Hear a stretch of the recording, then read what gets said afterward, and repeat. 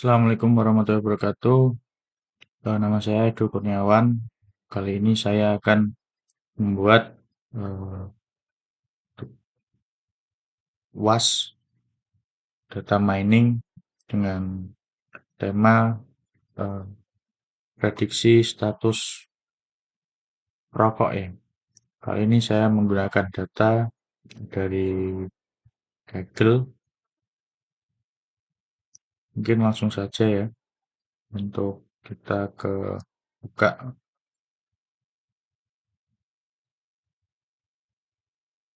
Google Lab-nya. Pertama itu kita buat file baru, kemudian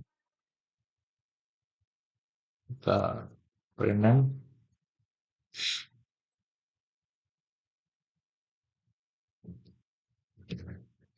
kita beri nama,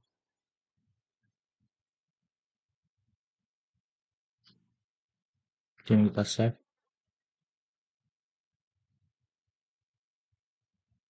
Pertama kita upload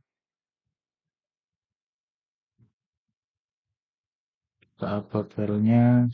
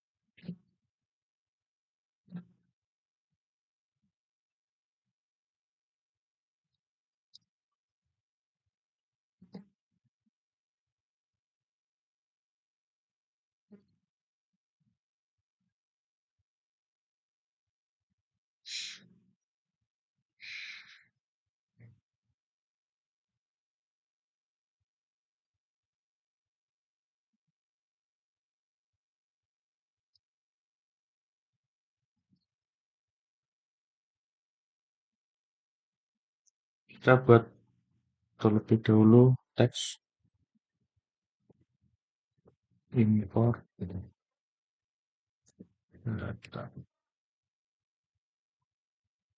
Kemudian kita tambahkan code. Kebetulan saya sudah ini ya, eh,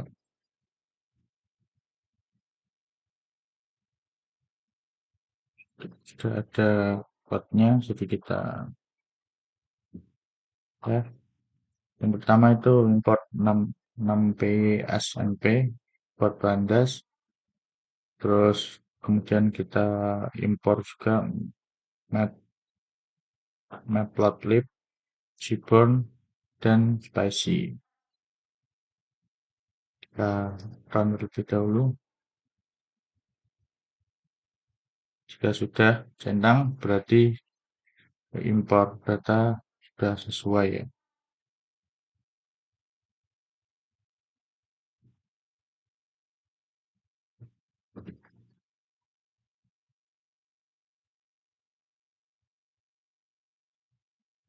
Kemudian kita buat teks lagi, buat comparison data.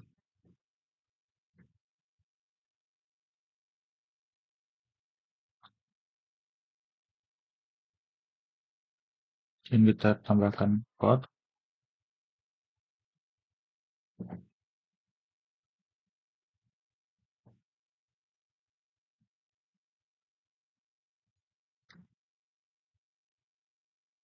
test data.csv.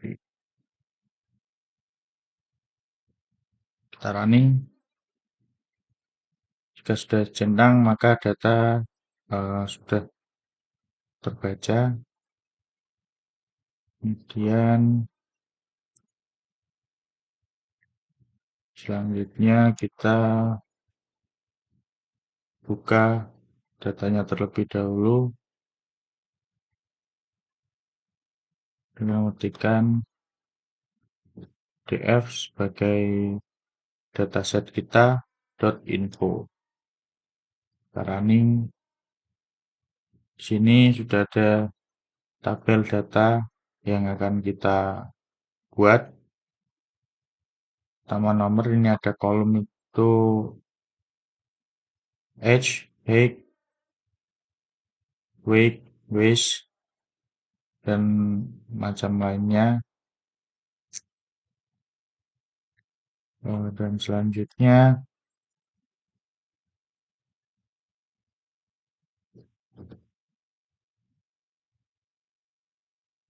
kita tambahkan kode lagi. Kita running terlebih dahulu.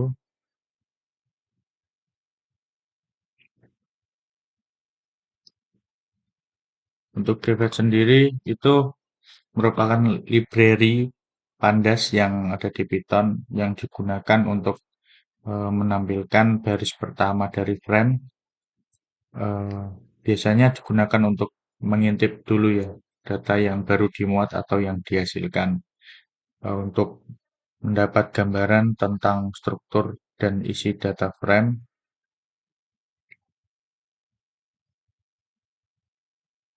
Sini bisa kita lihat ada informasi umur, tinggi, berat badan,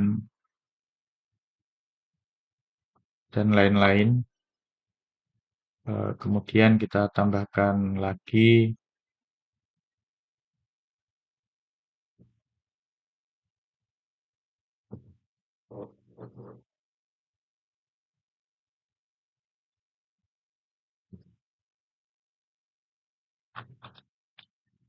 the base.tile. Tile sendiri merupakan juga metode juga yang ada di library pandas yang ada di Python, yang mana digunakan untuk menampilkan baris terakhir dari data frame. Data ini biasanya digunakan untuk melihat bagian akhir dari data yang dimuat atau yang dihasilkan. Kemudian untuk selanjutnya kita describe terlebih dahulu, kita tambahkan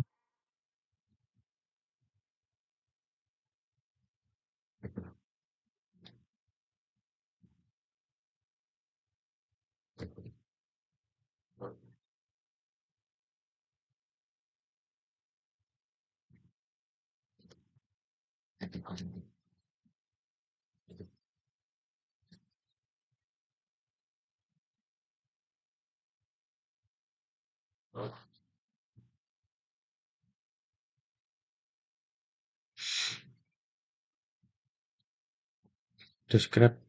Describe juga merupakan library pandas yang terdapat pada Python yang digunakan untuk menghasilkan statistik deskriptif dalam kolom-kolom numerik dalam sebuah data frame. Statistik yang dihasilkan mencakup ukuran seperti min, standar divide, minimum, kuartal pertama 25%, median yaitu 50%, dan kuartal ketiga 70%, dan maksimal yang merupakan 100%. Bisa kita lihat untuk datanya ini sendiri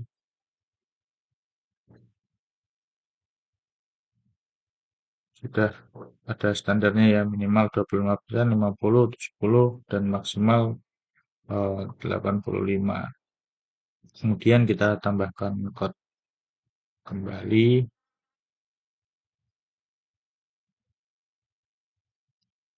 Selanjutnya kita cek untuk ini, saya push dulu, tambahkan teks. Kita cek missing.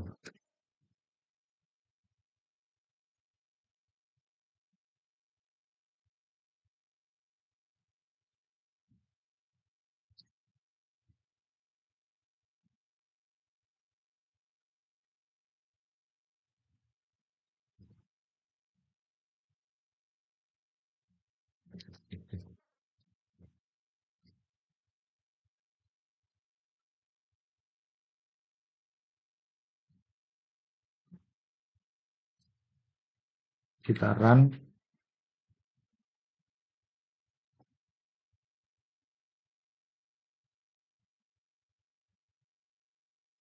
Untuk isna.sam sendiri itu juga library dari Pandas ya, digunakan untuk deteksi nilai-nilai yang hilang atau missing values dalam data frame dan kemudian menjumlahkan data nilai yang hilang untuk setiap kolom ini.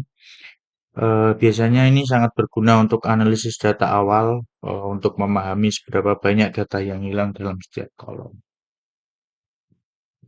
Eh, ini bisa kita lihat untuk eh, di sini diinformasikan untuk semua kolom tidak terdapat data yang hilang atau hasilnya nol.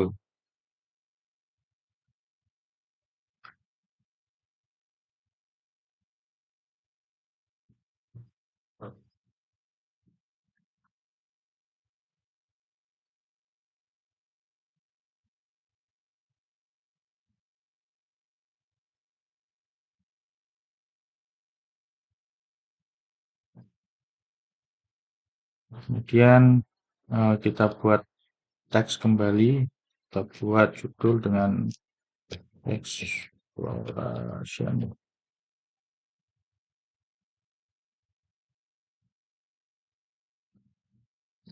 data analis. Kemudian kita tambahkan code. Exploration data analis sendiri itu bertujuan untuk menemukan insight insight atau dataset yang diberikan. Eh, kita analisis di jumlah perokok, kita bisa masukkan teksnya,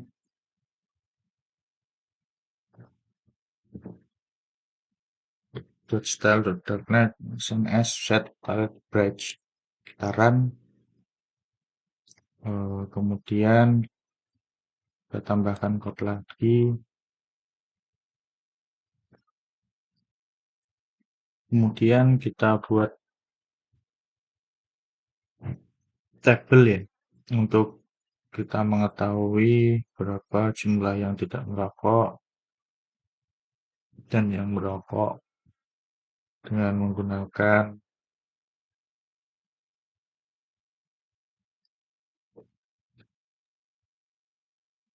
dari Matplotlib dan Seaborn. Eh, kita langsung saja untuk run. Sini diketahui untuk yang merokok dan tidak itu terjumlah dengan grafik tersebut. Yang untuk selanjutnya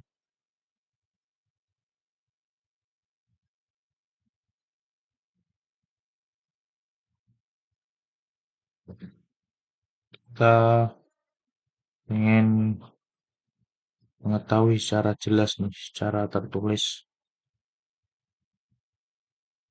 berapa sih ya jumlah merokok dan tidak dengan masukkan perintah tersebut. Langsung saja kita running.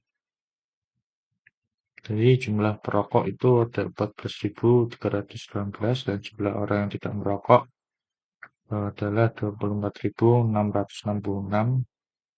Seperti detail yang ada di atas ini. Untuk selanjutnya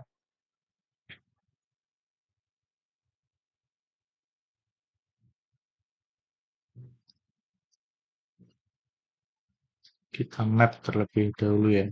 Kita buat tulisan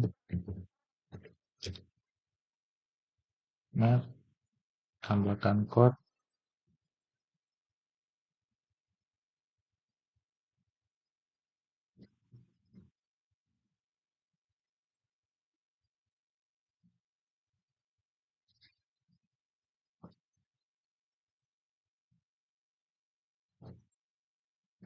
kita running.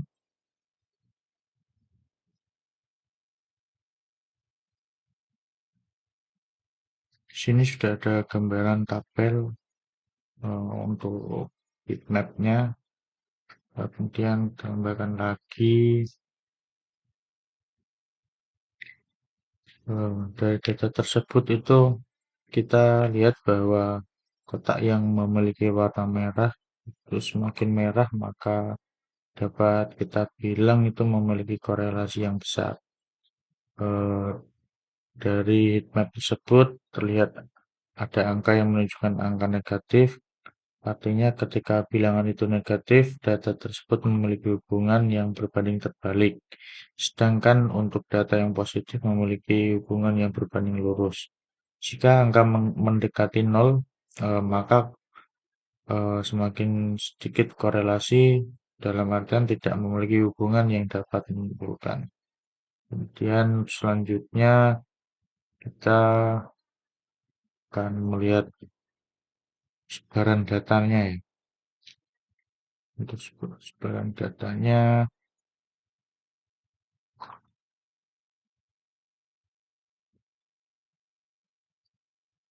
kita buat lagi aja.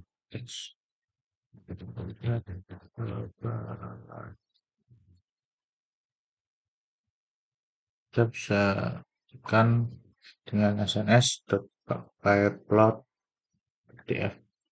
Kita running.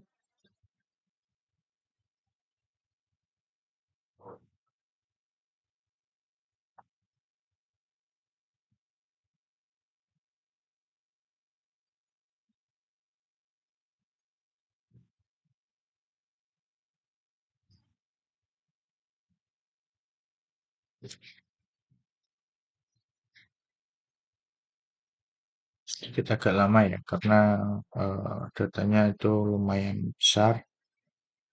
Jadi untuk plotnya itu sedikit lama. Kita tunggu beberapa saat.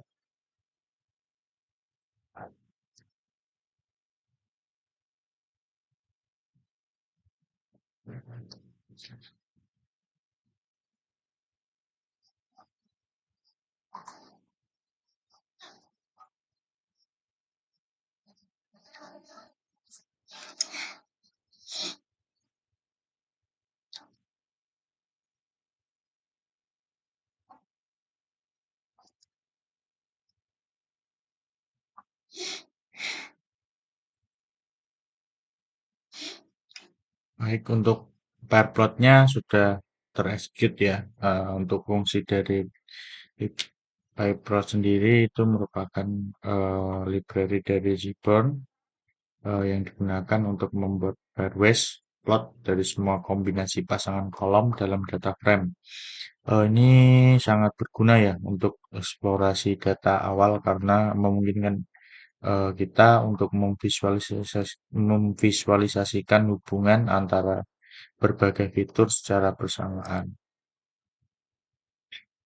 Karena data tersebut tidak terlalu jelas untuk dianalisa, maka kita mencari cara untuk menampilkan pasangan data secara lebih jelas. Oleh karena itu, kita akan bandingkan data satu persatu untuk mempermudah analisis kita. Kita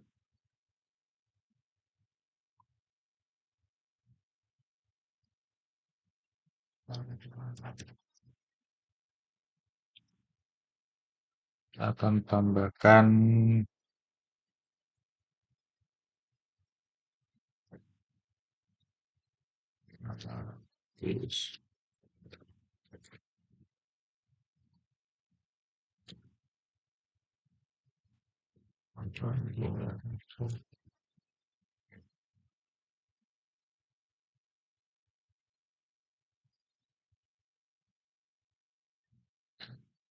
kita akan buat perbandingan perokok dengan eh, tinggi badan terlebih dahulu. Terus saya masukkan, kemudian kita execute.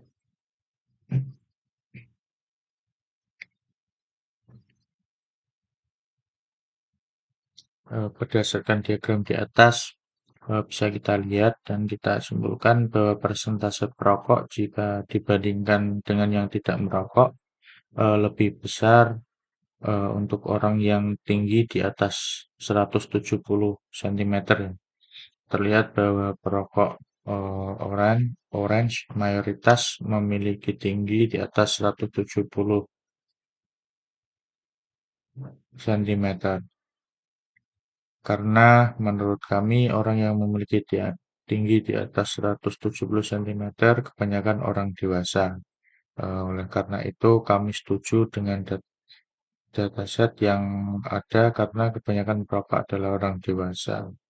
Kemudian kita buat perbandingan perokok dengan berat badan. Kita buat lagi.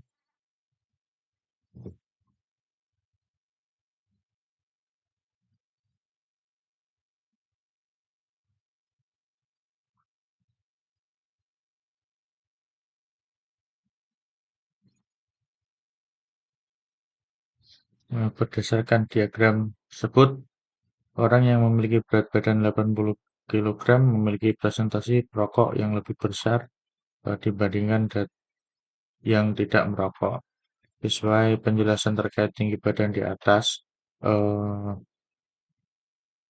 saya sih setuju ya pada berat badan karena idealnya itu orang yang semakin tinggi maka berat badan juga akan bertambah. Maka ini juga menyimpulkan bahwa kebanyakan perokok berat atau lumayan berat karena kebanyakan orang yang lumayan berat tergolong dewasa. Terus kita buat perbandingan perokok dengan kadar hemoglobin dalam darah.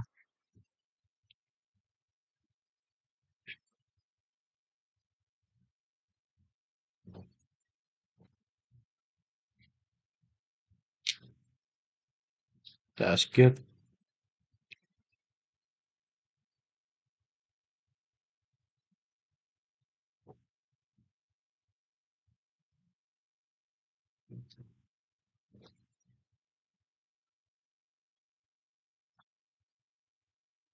Karena indikator kadar hemoglobinnya terlalu variatif, kita dan nggak kelihatan ya, kita buat eh, interval yang lebih mudah dipahami.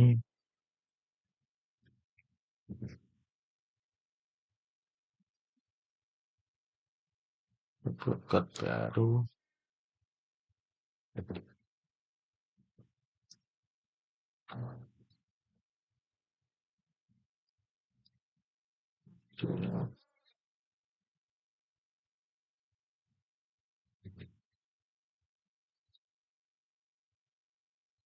Kita makan.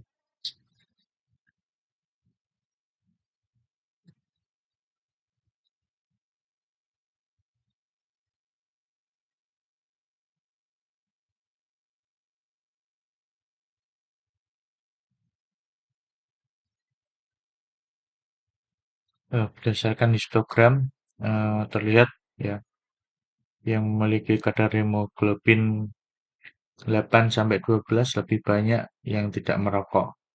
Kadar hemoglobin 12 sampai 16 lumayan banyak yang merokok, tetapi jauh lebih banyak yang tidak merokok.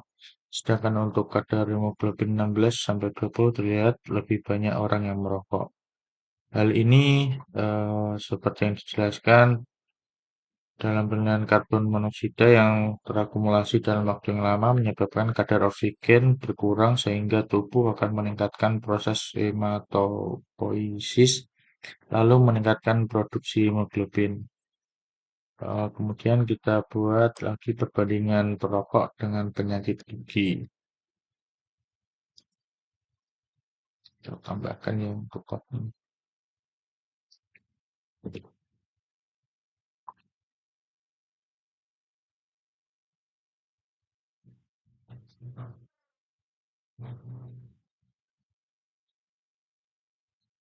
Dari perbandingannya antara yang tidak memiliki penyakit gigi dan yang memiliki penyakit gigi bahwa Jika dia tidak memiliki penyakit gigi, kemungkinan dia merokok lumayan kecil karena terlihat dari grafik yang beda jauh ya. Sedangkan untuk orang yang memiliki penyakit gigi, kemungkinan merokoknya besar karena perbandingan antara yang tidak merokok dan merokok itu hampir sama jumlah orangnya. Menurut histogram, orang yang tidak memiliki penyakit gigi memiliki perbedaan yang signifikan antara jumlah perokok, sedangkan yang memiliki penyakit gigi tidak terlalu jauh perbedaannya antara perokok dan tidak merokok. Pada kesimpulannya, eh, orang yang memiliki penyakit gigi lebih cenderung perokok. Dari hasil analisis data tersebut dapat disimpulkan bahwa terdapat korelasi positif antara berat badan, tinggi badan, kadar hemoglobin dalam darah, dengan kemungkinan seseorang menjadi perokok. Secara khusus, tingkat kecenderungan merokok cenderung meningkat seiring dengan peningkatan berat badan, tinggi badan, dan kadar hemoglobin. Selain itu, melalui perbandingan data garis terhadap perokok, terlihat bahwa orang yang merokok lebih mungkin mengalami penyakit gigi, sedangkan yang tidak merokok cenderung memiliki resiko yang lebih rendah karena penyakit gigi. Oleh karena itu, dapat disimpulkan bahwa variabel-variabel seperti berat badan, tinggi badan, kadar hemoglobin, dan adanya penyakit gigi dapat digunakan sebagai indikator untuk menilai kemungkinan seseorang untuk menjadi perokok atau tidak.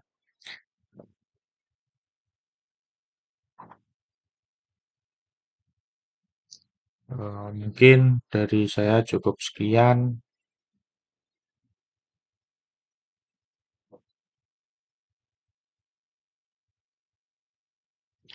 Kurang lebihnya mohon maaf. Wassalamualaikum warahmatullahi wabarakatuh.